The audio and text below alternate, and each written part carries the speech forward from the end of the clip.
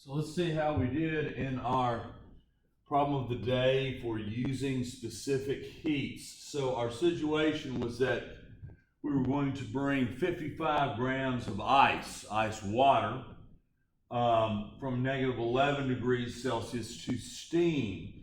And notice that steam is a word rather than a temperature, and that's going to actually be very relevant to which of our specific heats we use and which we don't use. So we know we're starting as a solid, and we are at negative 11 degrees. So we also know that water has two phase change temperatures.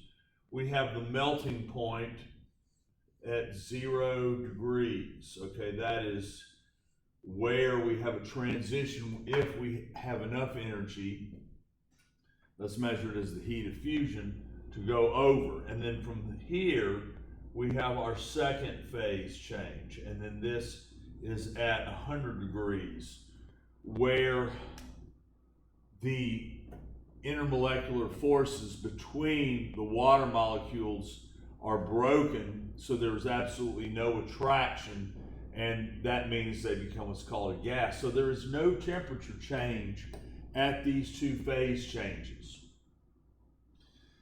And furthermore, when we bring to steam, that means we boiled it. We reached the heat of vaporization. So this specific heat, the specific heat of water in this case, as a gas, is not relevant to this particular question because we're not bringing it past steam. We're not bringing it past that 100 degrees where enough energy was invested at 2260 joules per gram to make that liquid into a gas. So from here, we take the same mass at each point and we apply the specific heat, and where there is a change in temperature, we're warming up a solid, and then we're from 11 to 0, that's our change, our delta temperature. And then from 0 at liquid to the boiling point, that's in the liquid phase, we went from 0 to 100 there.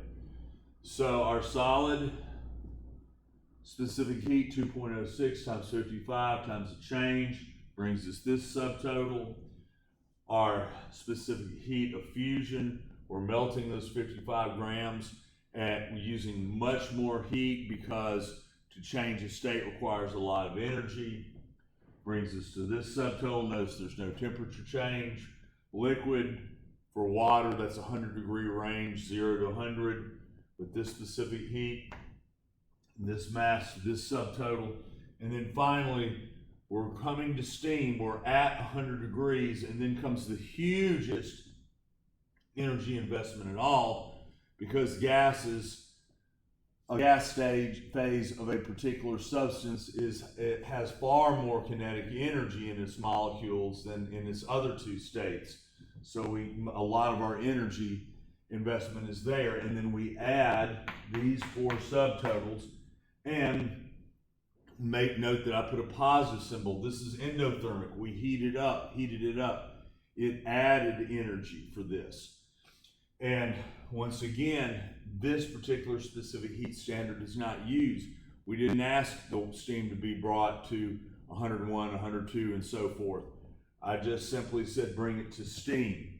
So a reminder is that when you're going through changes of state, you only apply the rows that are relevant to that particular change. Here, we're going from a solid to a melting to a liquid to a gas, but no further.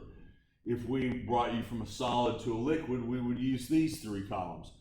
If we were going from a gas and condensing it from a liquid, we'd use these three. We would use heat, we'd maybe condense it, and then if we were bringing it down further in this liquid stage, we would go here. But the point is, only use the rows that are relevant to the problem. Any rate, congratulations all who got this. See you at our next problem of the day.